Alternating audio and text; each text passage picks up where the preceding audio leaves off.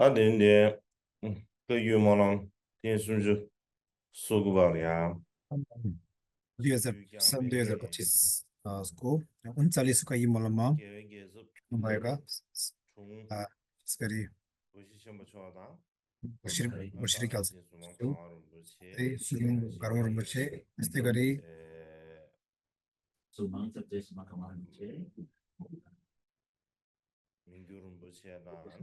मिगिर बसे त्यस्तै गरी बोगर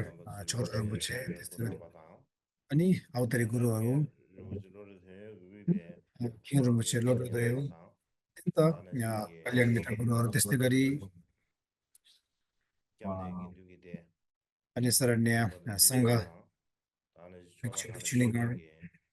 अनेकन गुम्बादेखि पाल्नुभएका श्रद्धालु त्यस्तै गरी अनि गृहस्थी वर्ग सबैमा सुस्वास्थ्यको कामना व्यक्त गर्दछु र हार्दिक अभिवादन साथसाथै यो 39का यो मुलमको बेलामा म अतिशाको जीवनी कथा बताउनेछु। यो अतिशाको जीवनी बताउनु अत्यन्त मैले आवश्यक देख्दछु।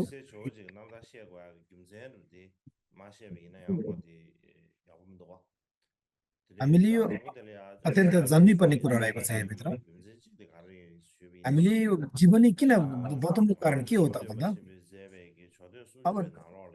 जमदम्बाले लेख्नु उहाँले अतिशाको 8औं स्तुतिको कुराहरू लेख्नु भएको छ। त्योभित्र अतिशाको विषयमा लेखेको छ कि अब तपाईँ जस्तो विद्वान भोट गर्न नपालेको भए त बौद्ध धर्म कहाँ फैलिन्थ्यो र? धर्म बौद्ध धर्म अनि यसरी गलत भएकोलाई नजानेलाई यसरी तपाईँले प्रष्ट पार्नुभएको भएकोले तपाईँले रोग गर्दछु भने यसरी डमतम्बाले त्रिमसिका भित्र यसरी बताउनु भएको छ। डमतम्बाले अतिशाको विषयमा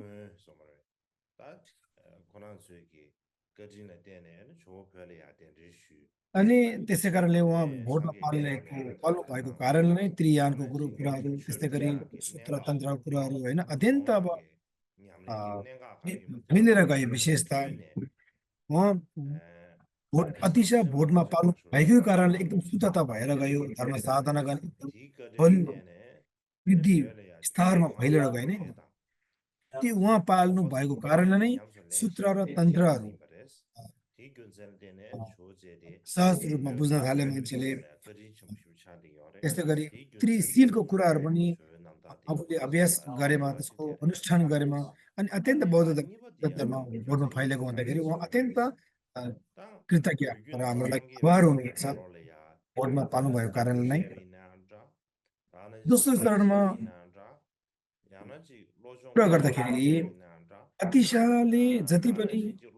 भनौँ न उहाँले अब जति पनि भोटमा कायु सम्प्रदाय फैलिएका शरणगमनको कुराहरू मतिशोधन लगायत अनेकन सामान्य आसमा जति पनि कुराहरू छ सबै यो परम्परा चाहिँ अतिशादेखि नै आएको भए हुँदाखेरि स्रोत उहाँलाई राख्नु अत्यन्त आवश्यक देख्दछु। उहाँले कदम्बको जति पनि बुद्धको धर्मलाई कदम्बको स्तरदेखि फैलाउनु मात्रै नभएर उहाँले लगायत अनेकन भोटका जति पनि धर्म सम्प्रदायहरूलाई समग्रमा उहाँले उहाँको कृतज्ञ आभार अत्यन्तै गहिरो रहेको छ।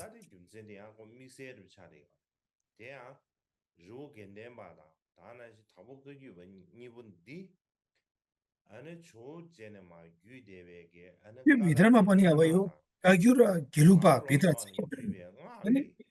अतिशयमा चाहिँ अत्यन्त के छ भन्दाखेरि अनि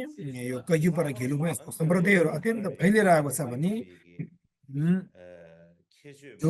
अतिशा गुरुले अनि मर्पा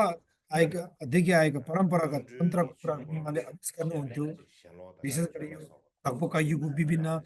प्रारम्भिक पाठहरू अर्थात् सुरुवात थालनी पाठहरू भने के हो त झेनलोक न्येजुङ भनिन्छ अर्थात् झेनलोक न्येजुङ भन्नाले आसक्ता रहित को यो पाठहरू भनौँ न अनि सहज मुख्य ज्ञानदेखि लिएर योगदेखि लिएर नवीन आउने यो पारगत गर्ने भूमि र मार्गको कुराहरू पनि चारवटा योगको कुराहरू अत्यन्तै यो कहाँदेखि परम्परा आएको रहेछ भन्दाखेरि अतिशयदेखि नै आएको रहेछ अनि हाम्रो स्रोत पहिलाको सुरुवातको स्रोत हेऱ्यो भने हाम्रो परम्परा कैयुपाको यो परम्परा चाहिँ अतिशयदेखि नै आएको एकदम सफा र शुद्ध स्रोत मान्न सकिन्छ अब यो तेस्रो चौथो मुख्य विशेषता के छ त भन्दाखेरि अतिशाको विषयमा यो कैयुपासँग सम्बन्धित कुराहरू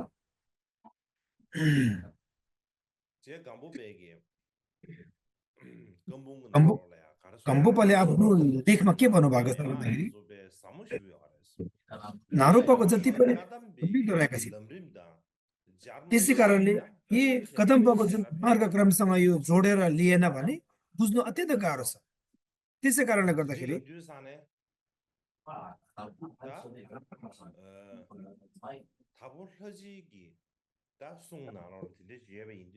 आफू रमुचको वचनभित्र यो भएको हुँदाखेरि उहाँको अनुयायी आफू रमुच अनुयायी उहाँको चेला शिष्य जो पनि हुनुहुन्छ अनि उहाँले नै धर्म गुरुले त्यस्तो भन्नुभएको हुँदाखेरि हामी उहाँको चेला भएकोले अनि कदम्बदेखि फैलिएका सम्प्रदायदेखि आएको विभिन्न कदम्बको अतिशाको देखिआएको परम्परा हामीले के गर्नु पर्यो त अत्यन्त हामीले ध्यान दिनु पर्यो नि चाखो आउनु पर्यो त्यो कारणले अनि यो थाहा नभएको कारणले अहिले लोप भएर गएका छन् कमै कमजोर भएर भन्दै गएको छ यसमा चासो नगरेको कारणले गर्दाखेरि त्यही कारणले धर्मको मूल स्रोत के हो प्रारम्भिक उत्थान के हो भने स्रोत राख्न नसकेको जग्राउन नसकेको अहिले हामीले देखिरहेको छ त्यही कारण हामीले एकदम चासो गर्नुपर्ने अत्यन्त आवश्यकता देख्दछौँ हामीले अत्यन्त चासो गर्नुपर्ने मैले केही विगतको कालमा अब पहिला बितेको कालमा कैयु मलम बेलामा कैयु मलमको बेलामा मैले प्रारम्भिक पाठहरूमा कैयुपाको गम्भीरता धर्महरू मुख्य अब कदम्ब गुरुहरूले बताउनु भएको भने पाठहरूमा हामीले अभ्यास गर्नुपर्ने सुन्नुपर्ने ध्यान गर्नुपर्ने अनि मैले अत्यन्त महत्त्वपूर्ण हो मैले बताएको थिएँ यो हामीले अभ्यास गर्नुपर्छ है भन्दाखेरि यो एकदम नवीन आवश्यकता कुराहरू यो हो अब अतिशय चाहिँ कति महत्त्वपूर्ण हो त भनेर उहाँको एकदम हाम्रो हामीले बुझ्नुपर्ने कुरा विशेषता कुरा मैले यहाँ प्रस्तुत गर्न चाहेँ अब अतिशाको श्री ज्ञान दीपङ्कर अतिशाको उहाँको जीवनी कथा बताउन चाहँदैछु जीवनी विषयमा उहाँ कहिले जन्मिनु भएको थियो त भन्दाखेरि अतिशा श्री ज्ञान दीपङ्कर सन् 982मा जन्मिनु भएको थियो यसको लेखोट के छ स्रोत के छ भन्दाखेरि उहाँको जीवनी विषयमा अब झमदुन गुरुले बताउनु भएको छ गुरु अतिशा सर्वज्ञ चाहिँ अग्नि तत्व पुरुष घोडा वर्षको उहाँ सालमा उहाँ जन्मिनु भयो भनेर यसरी उहाँ बताउनु भएको छ यही नै स्रोत हो अब सन् 1982मा जन्मिनु भयो अब उहाँको जन्मस्थल जन्मस्थान कहाँ हो त भन्दाखेरि अनि भारतमा जन्मिनु भयो भारतमा जन्मेको अब प्राचीन भारतमा पहिला पूर्व पछि उत्तर चारवटा दिशाहरू छुट्याएको थिए अब त्यो भित्र पनि के हो एउटा मध्यम भारत यसरी 5वटा अङ्गहरूमा 5वटा विभाजन गरेका थिए यसको नाम व्यवहार कसले राखिएको थिए त भन्दाखेरि सेन्सङ गुरुहरूले त्यसै गरी चिनका नागलोचा भनिन्छ उहाँहरूले अनि उहाँको अब यो मार्ग लेखोट अर्थात् लेखोटमा यो यसको विषयमा बताएको थियो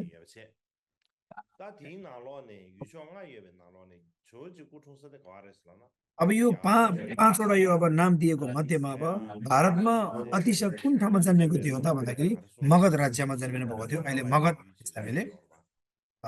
मध्यम देशमा त्यो भित्रमा पनि अहिले बङ्गालभित्र पर्छ तर यो बङ्गाल भने अहिले बङ्गलादेश कुरा गरेको होइन भारतभित्र नै अब अहिले यो बङ्गाल भन्छ अहिले जुन वेस्ट बेङ्गल भनेपछि अब विभिन्न भारतमै छुट्याएको छ नि त यो बङ्गाललाई बङ्गाल भन्ने ठाउँमा पर्छ यो तर यो अहिले बङ्गलादेश भनेर देश छुट्याएको बङ्गलादेशी होइन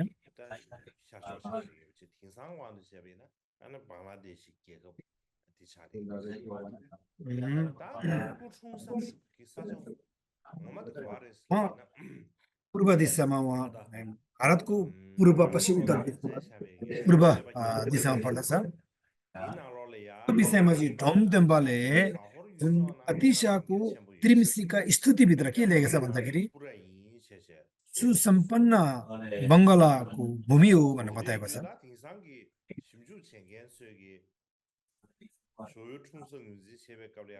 अब यो कता हो त भन्दाखेरि ढोमदेम्बाले बताउनु भएको छ अतिशा जन्मिनु भएको मुख्य जन्मभूमि चाहिँ पूर्व दिशाको सहर भन्ने भूमिमा हो त्यहाँ धेरै ठुलो नगर रहेको छ जुन नगरलाई चाहिँ विक्रमपुर भनिन्छ भनेर बताएको छ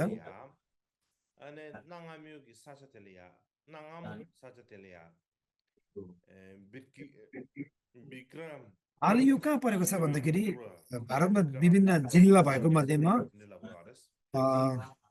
मुन्सीगञ्ज जिल्लामा पर्छ यो प्राचीन भारतमा मुन्सीगञ्ज जिल्लालाई चाहिँ विक्रमपुर भनेर बुझिने गर्दथ्यो त्यो भित्रको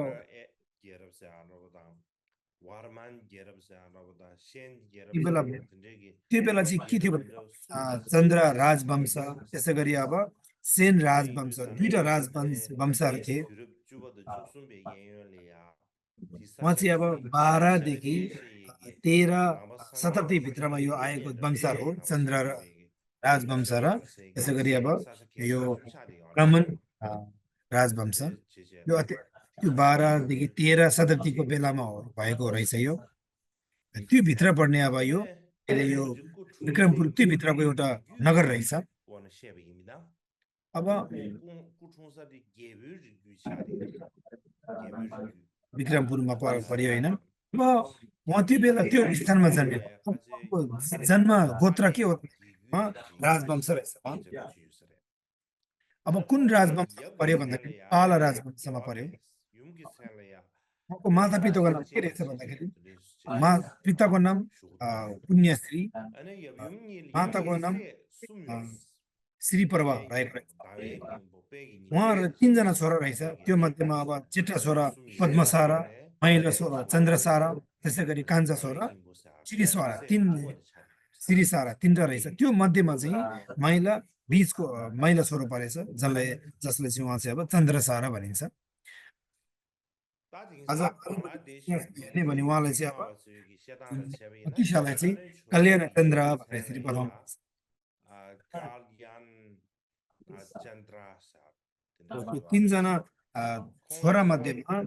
अतिशा चाहिँ श्रीज्ञान दीपङ्कर अतिशालाई चाहिँ कल्याण चन्द्र भनेर यसरी उहाँलाई पुकार्ने गर्दो रहेछ उहाँ चाहिँ अब बङ्गालको पूर्व दिशामा पर्ने चन्द्र राजवंशमा हुर्किएका राजपुत्र हुन्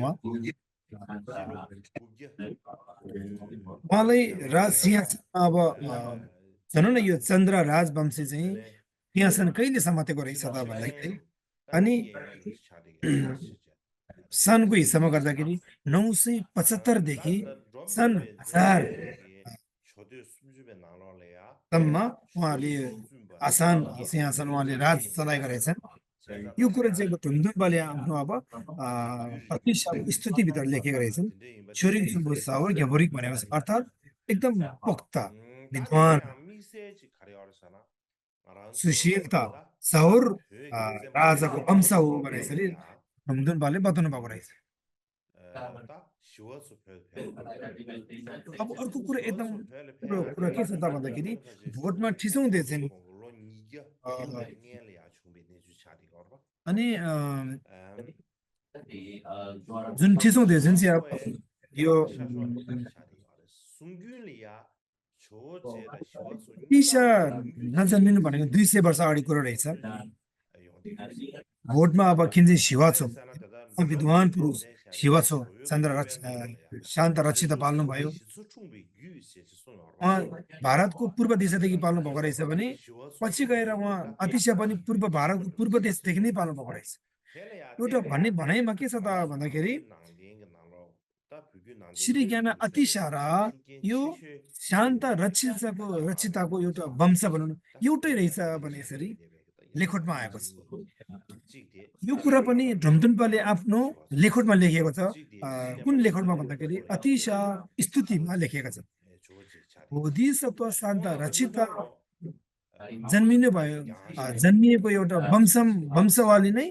श्री ज्ञान दीपङ्कर पनि त्यही वंशमा जन्मेको थिए भने यसरी लेखिएको छ त्यही कारणले एउटा अद्भुत कुरा यही नै छ हेर्नुहोस् न एउटा प्रणिधान रहेर मलमको कुरा होला 200 वर्ष अगाडि शान्त रचिता पाल्नुभयो भोटमा 200 वर्ष अगाडि 200 वर्षपछि अतिशय भोटमा पाल्नुभयो तर दुवैजना पाल्नु हुने भारतको पूर्व दिशादेखि पाल्नुभयो दुवै शान्त रचित र अतिशय सब को थिए त भन्दाखेरि उहाँहरू अनि यो शान्त रचितकै वंश थिए अद्भुत एउटा प्रणिधान एउटा मलम भनौँ यो आश्चर्यजनक कुराहरू अब बाल्यकालको कुरा गरौँ अतिशयको बाल्यकाल रमाइलोसँग बित्यो उहाँलाई चन्द्र सारा भनिन्थ्यो अर्थात् चन्द्र कल्याण पनि भनिन्थ्यो उहाँ सानोदेखि सानो उहाँको एकदम बुद्धिवान एकैछिनमा सम्बन्ध सक्ने क्षमता माता पितालाई उहाँले सत्कार सम्मान उहाँको रूप एकदम सुन्दरता हुनुहुन्थ्यो उहाँ धेरै सुन्दर अतिशयको रूप वर्ण हेर्दाखेरि संसारदेखि मुक्त भइसकेको गुरुहरूले उहाँलाई एकदम शरीरमा हेरेर उहाँलाई एकदम मनोहर एकदम खुसी मानु विद्वान गुरु अर्हत जस्तो गुरुहरू त यो संसारदेखि आशादेखि मुक्त भएको गुरुहरूले त अतिशयको शरीरमा हेर्दाखेरि एकदम मोहित हुनु यति एउटा खुसी मान्नुहुन्थ्यो भने झन् संसारमा भौतरिएका पृथकजनले हेर्दाखेरि भन्नैपर्दैन त्यस्तो क्वालिटी खुबी थियो उहाँमा शरीरमा त्यति एकदम सुन्दरता थियो अतिशयमा गुरुवर्गदेखि चेलासम्म चेलादेखि प्रजाहरूसम्म एकदम उहाँको रूप सुन्दर भएर अत्यन्त सबैले उहाँलाई माया गर्नु यति एउटा सुन्दर हुनुहुन्थ्यो उहाँमा यो धेरै फेरि फेरि उहाँ यति सुन्दर हुनुहुन्छ भनेर सबैले गुनगुनाउने गर्थे त्यही बेला उहाँ सानो छँदै नै आर्य तारादेवी साक्षात्कार दर्शन गर्न पाउनु भएको थियो श्री ज्ञान दीपङ्कर अतिशयले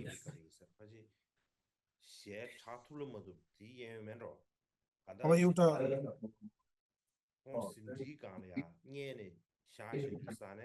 अब एउटा घटना बताउन चाहन्छु म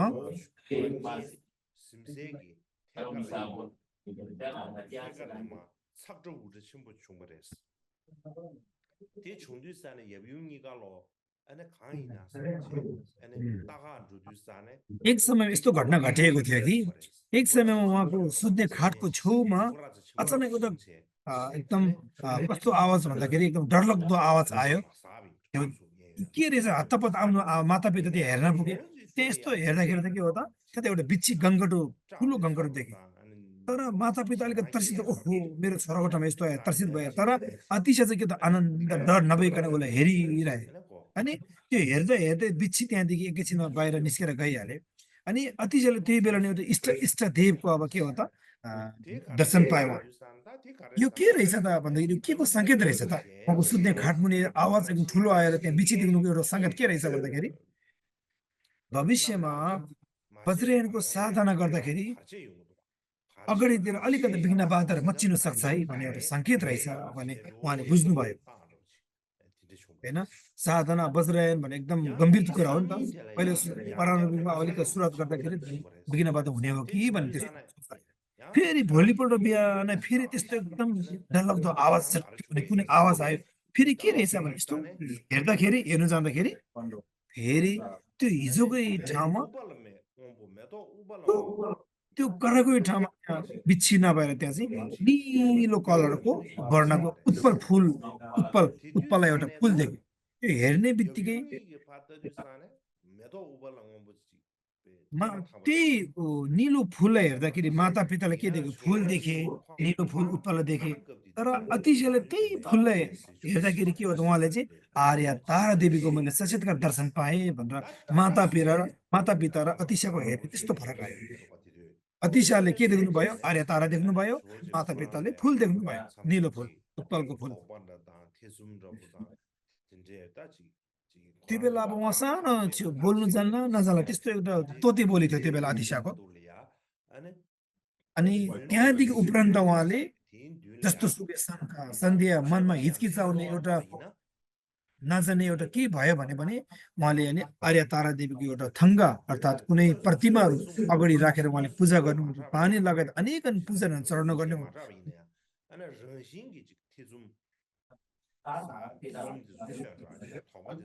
अनि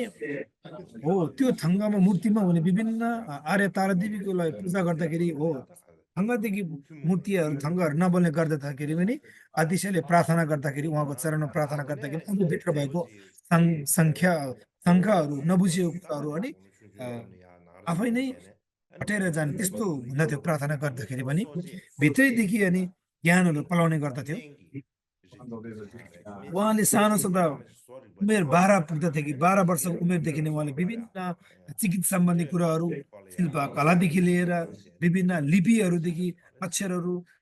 विभिन्न व्याकरणहरू उहाँले अत्यन्त पोख्त भए त्यसमा भनौँ न उहाँले 10 वर्षको उमेरदेखि 20 वर्षको उमेरसम्म उहाँले विभिन्न प्रमाण ग्रन्थहरू हेर्नुभयो त्यसमाथि अब यो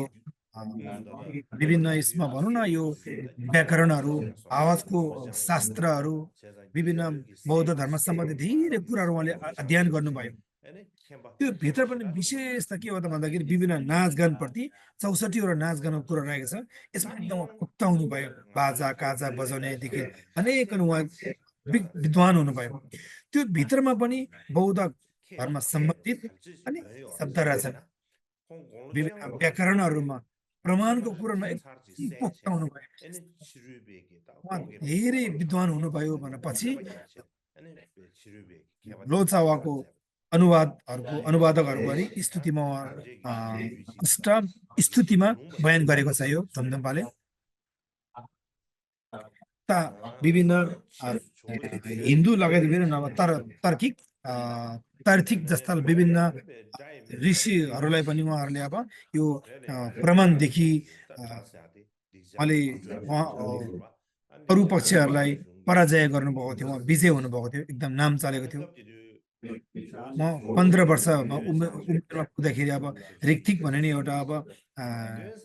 बिन्दु सारा भनौँ न एउटा होइन त्यस्तो कुराहरूमा उहाँले सुनेको बित्तिकै अनि बाहिरी तैर्थिक कुराहरूले उहाँले तैर्थिक विद्वानहरूलाई पराजय गराउनु भएको थियो हराउनु भएको थियो उहाँले उहाँको विख्यात उहाँको नाम यति चल्यो भारतवर्षमा त्यो बेला जुन बङ्गाल पूर्व दिशामा यो कुरा चाहिँ घेसे ढलुम्बा गुरुले एकदम विशेषता हिसाबले बताउनु भएको छ पछि उहाँ भोटमा पाल्नु भयो भोटमा पाल्नु हुँदाखेरि एकदम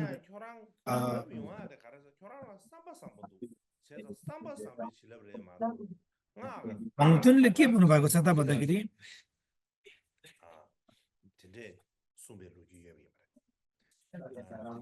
भक्तले यो मकरुण चिरिसीको मन्त्र अनि यसरी जप्ने क्रममा अतिशयले के भन्नुभएको छ भन्दाखेरि हेर भक्तुन विद्वान तपाईँले बताउनु भएको यो मन्त्रमा त्यति एकदम शक्तिशाली भएको होइन तपाईभित्र भएको बोधि चित्त भएको कारणले नै एकदम शक्तिशाली र आशीर्वाद परिपूर्ण भएको हो भनेर यसरी बताउनु भयो त्यही कारणले उहाँ एकदम भित्रैदेखि एकदम बोधि चित्तको अभ्यास गर्नु हुनुहुन्थ्यो अतिशय कारणले शब्दमा नभएर भित्र सोचमा भर पर्छ है आशीर्वाद हुने नहुने भन्ने कुरा उहाँले बताउनु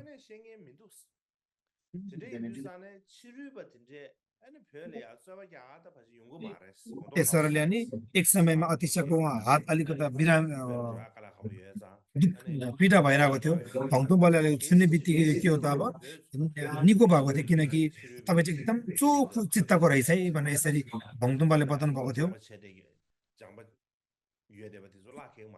भनेको रहेछ कि अब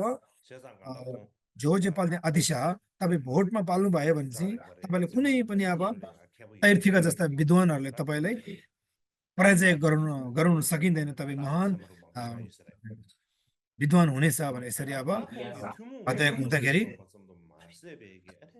भोटको गुरुहरूले पनि तपाईँलाई अब टक्कर एउटा च्यालेन्ज दिनु सक्दैन भने यसरी बताउनु भएको रहेछ। यति विद्वान थिए भने यसले जनाउँदछ। अब उहाँले अब वज्रायनको कुरा गर्नु, मन्त्रहरूको कुरा गर्नु, उहाँ 22 वर्ष पुग्दाखेरि उहाँले रिनाको चुगलाखङ भनिन्छ त्यो विद्यालय थिए, त्यहाँ अब घेपा दोर्जे हे वज्रको उहाँले दर्शन पाउनुभयो। विभिन्न डाक ढाकेरीले भविष्यवाणी गर्नुभएको थियो। रघुला गुप्त लगायत विभिन्न चरणदेखि उहाँले वज्रायनको कुरा सिक्नुभयो, अभिषेक लिनुभयो। उहाँको गोप्य नाम के थियो त भन्दाखेरि ज्ञान वज्र थियो। वज्रयान धर्म सिक्ने बेलामा रघुला गुप्तले उहाँलाई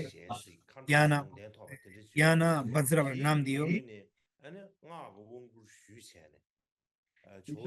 जब उहाँ वज्रायनमा प्रवेश गर्दाखेरि रघुला गुप्त लगायत अनेक महान गुरुहरू भेटे। उहाँले उहाँको वाङ अभिषेकमा प्रवेश गरिसकेपछि, अभिषेक लिइसकेपछि उहाँले हे वज्र साक्षात्कार दर्शन गर्नुभयो अतिशाले। त्यहाँदेखि उहाँको गोप्य नाम ज्ञान वज्र राख्यो।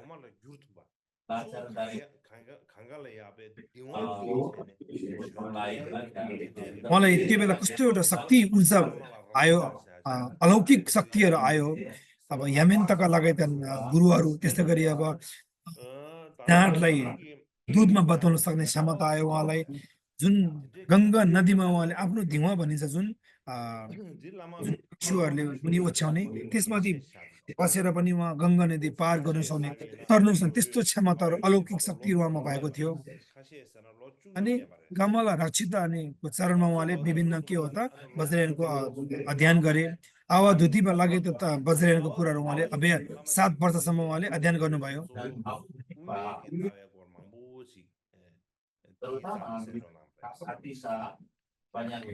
अवधूति भन्ने एउटा वज्रायनको एउटा ध्यान छ। त्यो चाहिँ के हो त अब उहाँले अब कसैले भनेको चाहिँ 12 वर्षसम्म उहाँले चाहिँ कमला रक्षितादेखि उहाँले यसरी दीक्षा लिनुभयो भन्ने कुरा पनि छ। तर नक्सु लोकसभाले भन्नुहुन्छ 9 वर्षसम्म कमला रक्षिता चरणमा पुगेर उहाँले अध्ययन गर्नुभयो भन्ने कुरा पनि छ वज्रायनको कुराहरू। विशेष गरी उहाँको मध्यमताको दर्शन दृष्टि हेर्ने भने उहाँले धेरै सुन्नुभयो, अध्ययन गर्नुभयो। र उहाँ चाहिँ एउटा नलजुचेपी उमापा भनौँ न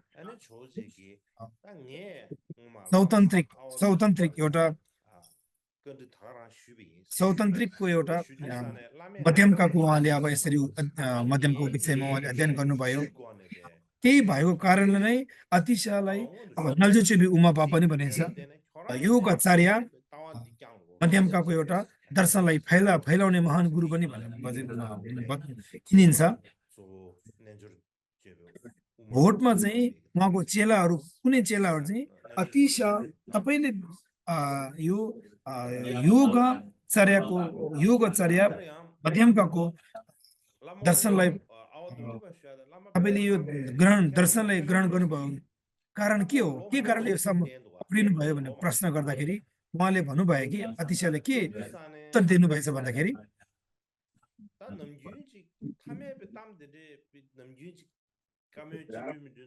उहाँले भन्नुभयो मेरो लामा अवधूतिबा गुरु हो। उहाँले सधैँ नै मलाई अब आज्ञा दिनुहुन्थ्यो कि गुरुले के भन्नुहुन्थ्यो भन्दाखेरि मैले यो योगाचार्यदेखि नै सद्धर्मको स्रोतहरू बुद्धि छर्लङ्ग देखेँ। त्यही कारण तिमीले पनि यसै बाटो समात्नु है, यही बाटोमा जानु है भनेर मलाई गुरुले आज्ञा दिनु भएकोले मैले पनि योगाचार्य मध्यमकाको दर्शनलाई मैले पक्रेँ भनेर यसरी अतिशाले बताउनु भयो।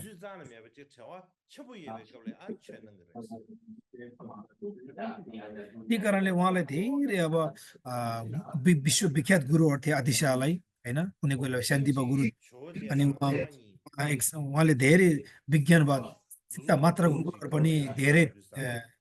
उहाँले दर्शन गर्नुभयो, त्यहाँदेखि ज्ञान सिक्नुभयो। अनि यो भनौँ न एउटा शान्तिपाको धेरै ध्यानहरू उहाँले सिक्नु हुने गर्दाखेरि अनि कुनै बेलामा अब के हो त विभिन्न कुराहरू अब कुरा गर्दाखेरि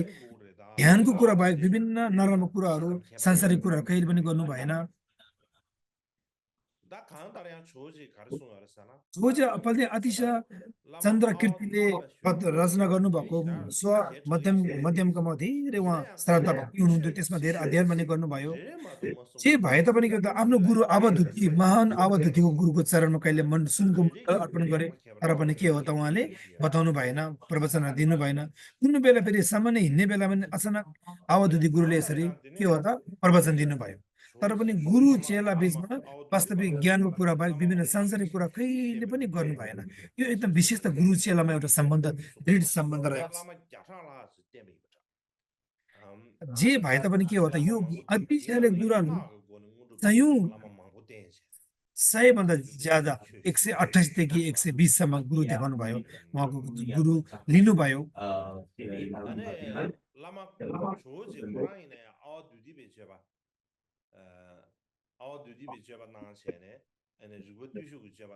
त्यही कारणले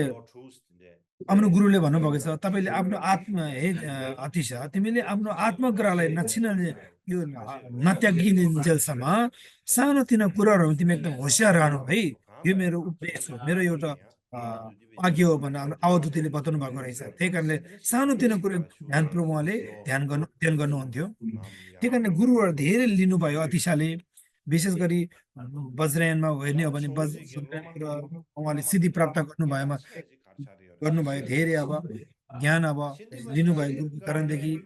उहाँको विशेष चर्या अवधूतिको जुन गुरुले गर् त्यही नै उहाँ चर्याहरू देखाउनुहुन्थ्यो त्यही नै अभ्यास गर्नुहुन्थ्यो अध्ययन गर्नुहुन्थ्यो यसरी उहाँले अब के हो त उहाँले सधैँ नै ऋक्प तुलसुक भनिन्छ हो उहाँले सधैँ नै के हो त यो विद्या ब्रह्मचर्यको चर्याहरू उहाँले 6 वर्षसम्म उहाँले यसरी ध्यान गर्नुभयो 3 वर्षसम्म यसरी अब विभिन्न अब अरूको यसरी अरूले यसरी बताउँछ भनेर यसरी अरूलाई बताउनु भयो अर्थात् अवधूतिमा ध्यान नै अतिशयले दैनिक रूपमा यसरी उहाँले अभ्यास गर्नुहुन्थ्यो र उहाँको गुरु मध्ये एकदम विख्यात प्रख्यात गुरु कुन गुरु थिए त भन्दाखेरि अतिशाको शान्तिप गुरु थिए शान्तिप गुरु चाहिँ त्यो बेलामा चित्त मात्र जुन सेन्सम्ब भन्छौँ एउटा सिद्धान्त हो बौद्ध धर्ममा 4वटा दार्शनिक अर्थ सिद्धान्त मध्येमा चित्त मात्र भने तेस्रो चरणमा पर्छ उहाँको आचार्य पनि शान्तिप गुरु हुनुहुन्थ्यो उहाँको चरणदेखि अतिशयले धेरै चित्त मात्राको विषयमा अनि अष्टशास्त्रिकाको धेरै कुराहरू सुन्नुभयो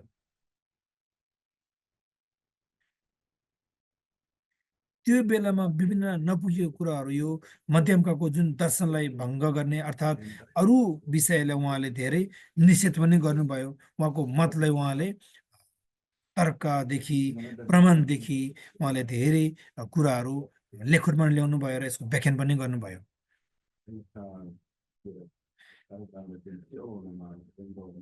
जुन उहाँले सधैँ नै यो प्रासङ्गिकहरूलाई चाहिँ प्रासङ्गिकहरूले बताएको कुराहरूलाई चाहिँ उहाँले अब मतहरूलाई चाहिँ केही समयको लागि रोकिदिनु भएर उहाँले योगचर्याको मध्यमताको दर्शन सिद्धान्तलाई चाहिँ एकदम माथि प्रेरित गराउनु भयो एकदम स्पष्ट बताउनु भयो त्यहाँदेखि उहाँ झन् के को आचार्य हुनुभयो त भन्दाखेरि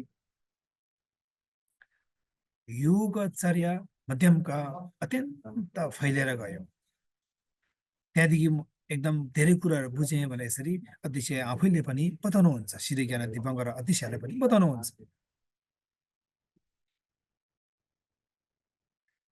तर पनि जे भए तापनि प्रासङ्गिकहरूलाई उहाँले मतहरूलाई केही समय लागि निषेधको रोकथाम गरे तापनि अतिशयले चन्द्रकृतिले बताउनु भएको चन्द्रकृति त अब यो प्रासङ्गिकको मध्यम यो मुख्य गुरु हुनुहुन्छ भने तर निषेध गरे तापनि उहाँले कहिले पनि यो नराम्रो होइन भने यसरी मिथ्या दृष्टि मिथ्या कहिले पनि भनौँ न एउटा मिथ्या यो श्रद्धा भएन उहाँमा गलत धारणा भएन सधैँ नै सत्कार सम्मान सहित चन्द्रकृतिलाई उहाँले सम्मान गर्नुहुन्थ्यो। चन्द्रकृति भित्रैदेखि उहाँले आस्था हुनुहुन्थ्यो चन्द्रकृतिलाई, अतिशयले भित्रैदेखि नै श्रद्धा भक्ति गर्नुहुन्थ्यो र प्रसङ्गिका मध्यमकाको दर्शन फैलनमा उहाँ एकदम महानता हुनुहुन्छ भनेर भित्रैदेखि उहाँ खुसी पनि हुनुहुन्थ्यो। चन्द्रकृतिलाई भित्रैदेखि श्रद्धा भक्ति गर्नुहुन्थ्यो अतिशय गुरुले।